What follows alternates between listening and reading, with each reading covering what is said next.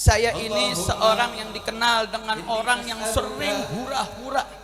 Saya sering setel musik, saya sering berpesta pora, saya sering maksiat, terkhusus di bulan Rajab Syaban. Saya punya orang tua tiap hari negur. Orang tua saya sudah nasihatin, janganlah buat maksiat, jangan buat dosa, jangan kau lakukan anggaran Allah. Tubu ilallah, tobat kepada Allah. Ingetin sama orang tuanya sudah. Setiap diingetin makin kurang ajar ya anak. Ini Munazil bin Lahik ini kurang ajar. Dia lakukan intimidasi, dia caci ayahnya, dia maki, bahkan sampai dia pukul. Sampai sang ayah sudah kepalang. Akhirnya dia pergi haji dalam haji akbar. Dalam hajinya dia doa, ya Allah, dengan fikir yang luar biasa, saya udah gak kuat sama saya punya anaknya si Munazil, berikanlah dia kelumpuhan sisi kanan percis seperti doa sang ayah. Akhirnya sepanjang jalan itu di kota tahu, oh ini dia nih, ini anak yang doa bapaknya gobul nih, ini dia nih, ini anak yang kurang ajar, yang gak hormati bulan Rajab, yang tidak menghormati orang tuanya. Dapatkan daripada karma doa dari sang ayah.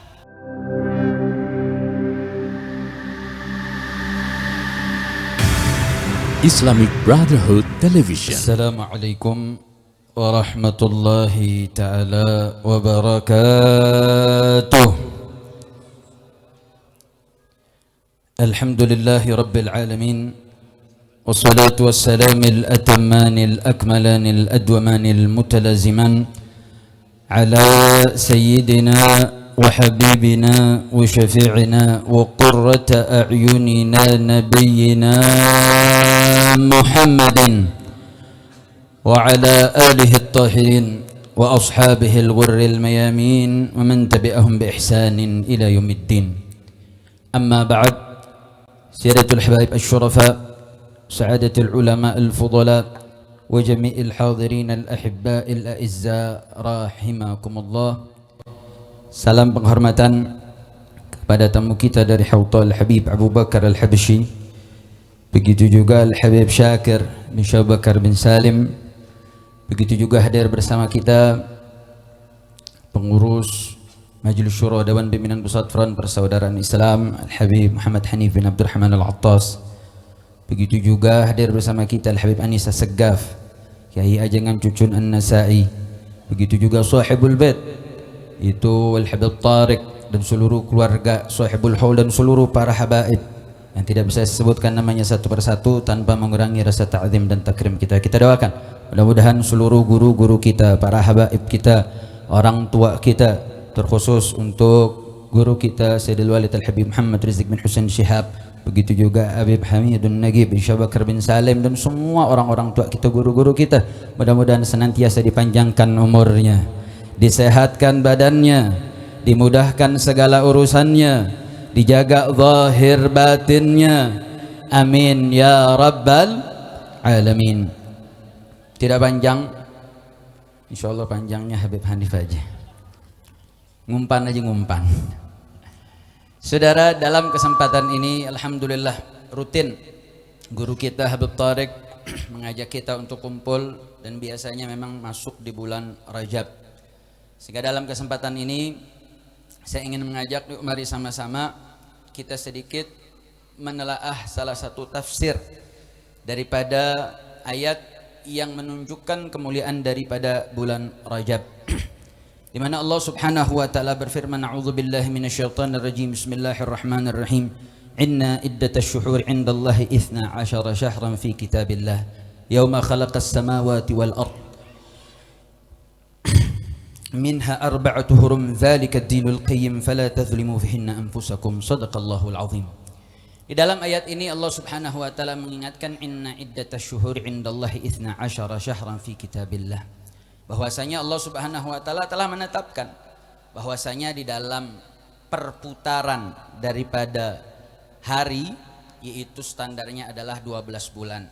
Dan saya pernah sampaikan tahun lalu, saya juga ingat bahwasanya dulu sebelum ditemukannya atau ditetapkannya sistem penanggalan hijriyah yang berdasarkan perputaran bulan, bahwa saat itu kelompok yang mendasarkan hari dengan perputaran matahari menetapkan 10 bulan. Kemudian terjadi kekurangan dan terjadi kecacatan, direvisi, diperbaiki sampai menuju 12 bulan. Maka tepat Allah Subhanahu wa taala menegaskan bahwa yang mempelopori penanggalan tahun dengan 12 bulan adalah penanggalan Islam. Alhamdulillah. Dan Allah tegaskan yauma khalaqas samawati wal ard. Ini bukan iktisyafat baru, bukan.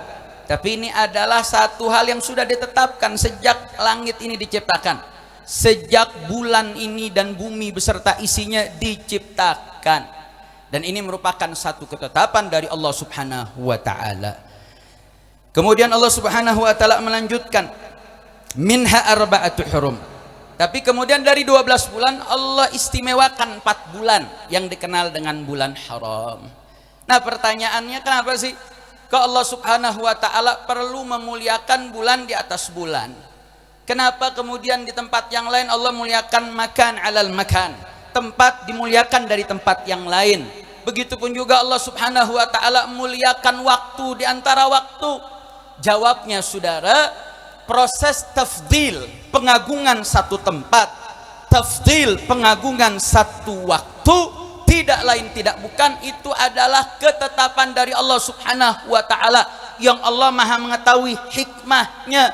Artinya di balik ketetapan Allah pasti di dalamnya ada yang terbaik. Dan tidak lupa kenapa Allah muliakan tempat-tempat tersebut dan dengan cara apa kita mengetahui kemuliaan tersebut. Allah Subhanahu wa taala jadikan kriteria di dalam tafdilul amakin atau tafdilul awqat. Allah Subhanahu wa taala berikan ciri-cirinya saudara. Salah satu ciri daripada pengagungan waktu dan tempat, Allah lipat gandakan amal perbuatan. Begitu juga Allah lipat gandakan daripada dosa. Kenapa Allah Subhanahu wa taala lakukan ini saudara? Minal hikam, termasuk dari hikmahnya adalah bahwasanya bulan-bulan yang dimuliakan ini menjadi tambih buat kita. Ini menjadi peringatan buat kita. Kalau di bulan yang Allah lipat gandakan dosa, yang Allah lipat gandakan pahala, kita masih nggak bergeming, kita masih tetap saja acuh tak acuh, kita nggak peduli mana yang halal, mana yang haram, mana yang wajib, mana yang tidak, maka sungguh begitu sangat miris bagaimana di bulan-bulan yang lain saudara. Makanya Allah Subhanahu wa taala telah mengingatkan salah satu fungsi Allah muliakan tempat, Allah muliakan waktu ini sebagai peringatan bagi kita saudara, agar kita betul-betul mengingat bahwa hidup kita bukan di dunia, hidup kita akan ada kehidupan abadi yaitu di yaumul qiyamah kelak. Sehingga Allah bikin pemantik saudara. Ada bulan haram, ada bulan Rajab, ada bulan Dzulqa'dah, ada bulan Dzulhijjah, ada bulan Muharram, untuk kita mengingatkan diri kita bahwa cepat atau lambat kita akan kembali kepada Allah Subhanahu wa taala. Sehingga kita tahu, oh kalau ini bulan yang dimuliakan oleh Allah, berlomba-lomba dong dalam berbuat kebaikan, takut dong dalam berbuat daripada kemaksiatan. Makanya saya teringat saudara dalam satu kisah, ada satu riwayat seorang di zaman Amirul Mukminin Sayyidina Ali ibn Abi Thalib. Dia merasa dalam kegundah gulahan, dia begitu dalam kesulitan, dia terkena falij, yaitu terkena lumpuh total di sisi kanan tubuhnya saudara. Sayyidina Ali perintahkan putranya Husain, ya Husain, saya dengar ada satu orang, dia ini ngeluh, merasa tidak dapat daripada anugerah dari Allah Subhanahu wa taala, coba kau panggil, suruh temui saya. Sayyidina Husain ibn Ali bin Abi Thalib datang, ketemu, pas dilihat orangnya putih, tinggi, bersih, luar biasa, penampilannya hebat. Ditanya, kenapa kau? Ayah saya Amirul Mukminin minta anda untuk datang ketemu Sayyidina Ali ibn Abi Thalib. Dengan tergopoh-gopoh dibawa sampai duduk di depan Sayyidina Ali ibn Abi Thalib. Sayyidina Ali bertanya, ma bika, apa yang terjadi denganmu? Dijelaskan, ana Munazil ibn Lahiq, saya ini seorang yang dikenal dengan orang yang sering hura-hura. Saya sering setel musik, saya sering berpesta pora, saya sering maksiat, terkhusus di bulan Rajab Syaban. Saya punya orang tua tiap hari negur. Orang tua saya sudah nasihatin, janganlah buat maksiat, jangan buat dosa, jangan kau lakukan anggaran Allah, tubu ilallah, tobat kepada Allah. Ingetin sama orang tuanya sudah. Setiap diingetin makin kurang ajar ya anak. Ini Munazil bin Lahiq ini kurang ajar.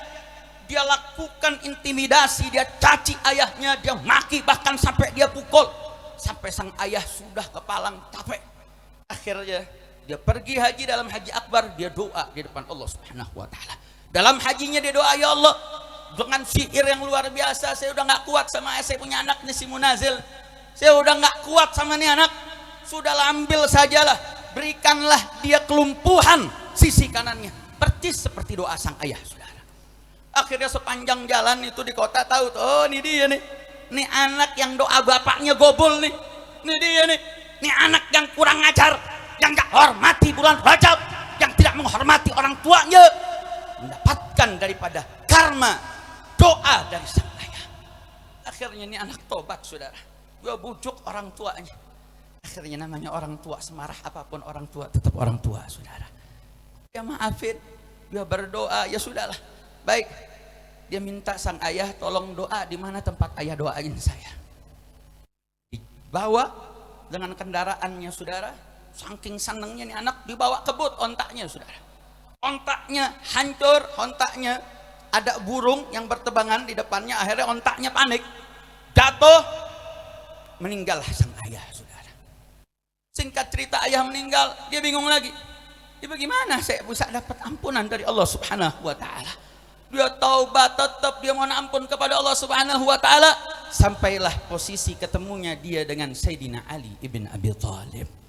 Singkat cerita, saudara, setelah Sayyidina Ali mendengar hal tersebut, Sayyidina Ali katakan, ya sudah, kalau kau memang betul-betul, dia sudah tidak ada lagi harapan, saudara. Dia berobat nggak bisa, karena doanya ada di orang tuanya. Walaupun orang tuanya sudah memaafkan, saudara, tapi orang tuanya belum sampai doa di tempat-tempat yang mustajab tadi. Akhirnya singkat cerita, Sayyidina Ali ajarkan doa. Yang doa tersebut menjadikan sang Munazil bin Lahiq ini diampuni oleh Allah Subhanahu wa taala. Saya akan bacakan doanya. Yuk mari sama-sama kita ikuti. Bismillahirrahmanirrahim. Allahumma inni as'aluka ya alimal khafiyah wa ya minas sama biqudratihi mabniyah wa ya minal ardi bi'izzatihi مدحية ويا من الشمس والقمر بنور جلاله مشرقة ومضيئة ويا مقتلا على كل نفس مؤمنة زكية ويا مسكنا رعب الخائفين وأهل النقمة يا من حوائج الخلق عنده مقضية يا من تحبني يوسف من رق العبودية يا من ليس له بواب ينادي ولا صاحب يغشي ولا وزير يؤتى ولا غير ربي يدعى ولا يزداد على كثرة الحوائج إلا كرما وجودا وصلى الله على محمد وآله وأعطني سؤلي إنك على كل شيء قدير. Diajarin sama Sayyidina Ali doa tadi, saudara. Dia baca, dia pulang. Setelah pulang, Sayyidina Husain ngelihat udah sembuh. Ditanya, bagaimana ente ngamalinnya? Saya baca sekali, 2 kali, 3 kali, saya sembuh. Saya mimpi ketemu Rasulullah Sallallahu Alaihi Wasallam. Kemudian Rasulullah Sallallahu Alaihi Wasallam dikatakan benar apa yang diucapkan oleh Ali ibni Ammi, yaitu doa yang dibaca yang di dalam ada Ismullahil A'zam, sehingga kemudian diijabahlah doanya. Kemudian Munazil ibn Lahiq ini minta, ya Rasulullah sallallahu alaihi wasallam, tolonglah biar saya dapat juga kau bacakan. Nabi sallallahu alaihi wasallam bacakan doa tersebut, saudara. Akhirnya dari sini kita bisa ambil pelajaran. Lihat, seorang yang tidak menjaga hurmatul Rajab, dia nggak jaga hurmatul Sya'ban, kemudian dia sudah diingetin sama orang tuanya, sudah diperintahkan al-amr bil ma'ruf, sudah dicegah untuk yang mungkar, tetap ngeyel. Akhirnya ayahnya terzalimi, sudah ayahnya wa mazlum lagi. Dia doa di hadapan Allah makbul, nggak bisa ada yang lain bisa angkat doanya, saudara. Mau dia tobat, dia minta apapun, buat putus dia punya jalan, saudara. Akhirnya yang nyelamatin dia apa? Datangnya dia kepada sang guru, saudara, Sayyidina Ali bin Abi Thalib. Dibimbing sama gurunya, selamat, selamat dunia, selamat akhirat. Sehingga saudara, ayat yang tadi kita bacakan, fala tadzlimu fihinna anfusakum, Allah sudah ingatkan fala tadzlimu fihinna. Ulama mengatakan fihinna, ada yang mengatakan iddatus syuhur 12 bulan, ada yang mengatakan ini khusus untuk 4 bulan. Walaupun ya para ulama berpendapat fala tadzlimu fihinna anfusakum, maksudnya kau taatlah, jangan kau maksiat. Ya betul, maksiat itu zulum, maksiat itu nggak boleh, walaupun walaupun pendapat mayoritas mengatakan fihinna adalah 4 bulan, maksudnya 4 bulan haram, bukan berarti di luar 4 bulan enggak zulum, bukan di luar 4 bulan dosa itu boleh. Artinya kalau di bulan yang agung saja kau tetap maksiat, bagaimana di bulan yang lain? Tubu ilallah, ini waktu kita tobat. Syahrullah, Rajab adalah bulannya Allah, bulannya istighfar. Kalau bukan bulan ini, kapan lagi kita mau tobat, saudara? Sudah cukup teguran Allah di berbagai wilayah, saudara. Di Aceh, Sumut, Sumbar, di Gunung Semeru, Muntah, saudara, di berbagai tempat. Cukup. Ulama sudah berkali-kali ingatkan, sudah beramar ma'ruf, sudah nahi mungkar, untuk rakyat, buat umat, buat pejabat, semua sudah diingatkan. Kalau mulut ulama sudah tidak dengar, kalau pendapat ulama sudah tidak didengar, maka Allah subhanahu wa ta'ala yang langsung beri teguran, saudara. Cukuplah. Yuk mari sama-sama, ini waktu kita introspeksi diri, ini pas momentumnya Rajab, mohon ampun kepada Allah. Yuk mari, semua dosa yang kita kerjakan tinggalkan, maksiat yang kita lakukan tinggalkan. Waktunya kita taubat kepada Allah, nanam kebaikan, agar di Sya'ban kita jaga, Ramadan waktu kita memetik anugerah dari Allah subhanahu wa ta'ala. Makanya saudara, sebelum saya tutup, apa yang terjadi di Aceh, Sumbar dan Sumut ini merupakan satu dosa ekologi yang terjadi di kita punya negeri, saudara. Terkhusus kita nih orang Bogor nih, orang Kabupaten Bogor, berasa nggak usah jauh-jauh Sumut Sumbar deh, hutan MS, saudara, kita berasa dosa ekologi itu efeknya kontan. Maksudnya apa, saudara? Ini sebelum ada Eger, ini hutan MS mau hujan segede apapun nggak pernah ada longsor, saudara. Sekalinya ada dan nggak dikelola dengan baik, berasa longsor bertitik-titik, saudara. Hutan itu sponsnya dunia. Allah turunkan air hujan sudah dengan kadarnya. Bencana alam itu satu kata yang buat saya nggak tepat. Nggak mungkin alam bawa bencana. Bukan bencana alam, bukan alam yang menjadikan bencana bagi kita, bukan. Yang menjadi bencana tangan manusia. Yang jadi bencana itu keserakahan. Yang jadi bencana itu sikap serakah manusia.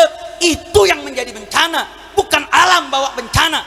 Sehingga saya tidak setuju dengan diksi bencana alam, seakan-akan alam lah yang menjawab problem, sudah. Tidak, kita berasa kok dulu sebelum ada Eger ini nggak pernah ada longsor parah kayak begini, sudah. Kenapa itu terjadi? Pohon ditebang, serapan nggak ada, air lari dong nyari jalur deh. Jalurnya kemana? Ya jalurnya ke bawah. Akhirnya terjadi longsor. Ini namanya dosa ekologi. Makanya ada satu usulan menarik dari ulama, dan mungkin ini bisa jadi pembahasan dari para ulama.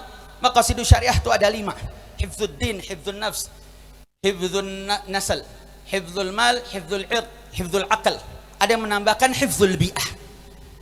Kenapa? Karena terkhusus di wilayah kita, wilayah tropis, saudara, Indonesia ini dulu dipenuhi hampir 81% dan menjadi paru-paru dunia, saudara. Sekarang hampir ratusan juta hektar sudah, dan ini dosa dari zaman Belanda. Dosa ini terus berlanjut zaman Orde Baru, Orde Lama, sampai Orde Gila. Berlanjut tuh dosanya tuh. Ada konsesi-konsesi yang diberikan kepada perusahaan, saudara, 621 perusahaan tuh yang ada di Sumut Sumbar, saudara. Yang akhirnya saat ini daripada siklus yang terjadi di Indonesia itu gara-gara paru-paru dunia sudah berkurang. Maka kita di Bogor saat ini wajib bagi kita hifdzul bi'ah. Terlepas itu mau masuk nggak masuk maqasidus syariah, bagi orang Bogor, bagi orang Kabupaten Bogor nggak bisa enggak, saudara. Apa yang bisa antum mampu lakukan, itulah yang contohkan Imam Besar. Dari 2013 masuk ke MS, saudara, dan ini diverifikasi saat kami datang ke kabupaten, dia tunjukkan citra satelit, ini gunung, saudara, ini hutan. Sebelum MS masuk 2013 gundul. Setelah masuk 2000-an, 5 tahun, karena beliau merencanakan 1 juta pohon ditanam, saudara. Ini pohon kalau Anda masuk dari pos 2 ke dalam, saudara, itu yang tanam anak laskar, itu yang tanam anak santri, saudara. Sekarang umurnya sudah hampir dari 2013, sekarang hampir 12 tahun. Sudah besar-besar dari pohon-pohon Afrikanya, saudara. Maka kita jangan sampai kita jadi korban dulu. Cukup ini menjadi teguran bagi kita. Nah, maka jangan sampai dosa-dosa ekologi, Doa-doa orang terzolimi di Aceh, Sumut, Sumbar, di bulan Rajab mereka terzolimi, mereka doa dan nggak ada perhatiannya kita, na'udzubillah kita kena dosanya saudara. Begitu juga diingatkan untuk para pejabat, kau punya tanggung jawab, ada kekuasaan di tanganmu, nggak perlu angkat-angkat beras, nggak perlu ngepel-ngepel, nggak. Anda punya tanggung jawab, Anda punya otoritas di tangan Anda. Siapa bilang Anda nggak punya tongkat Nabi Musa? Anda punya otoritas, Anda bisa tangkap itu konsesi-konsesi yang melakukan pembakalan utang. Anda punya hak, Anda punya kekuatan, Anda punya tongkat Nabi Musa untuk Anda sikat itu. Siapa yang melakukan kerusakan di Indonesia? Saya mau tanya, kalau pembalak utang di Indonesia dihukum, dimiskinkan, setuju atau tidak? Setuju atau tidak? Takbir. Ayo mari sama-sama, apa yang kita bisa mampu, kita punya tangan kita bisa naruh bibit, tanam. Rasulullah SAW mengatakan kalau besok kiamat di tangan kita ada bibit korma, tanam bibit korma saudara. Tandanya apa? Islam memperhatikan bi'ah, Islam memperhatikan lingkungan. Maka Syekh Yusuful Qaradawi punya kitab menarik, Himayatul Bi'ah, salah satu kitab yang beliau tulis dalam rangka untuk mendorong kita menjaga lingkungan. Warga Bogor punya sangat perhatian terhadap ini. Mudah-mudahan Allah berkahi kita semua, mudah-mudahan Allah jaga kita semua. Assalamualaikum warahmatullahi wabarakatuh.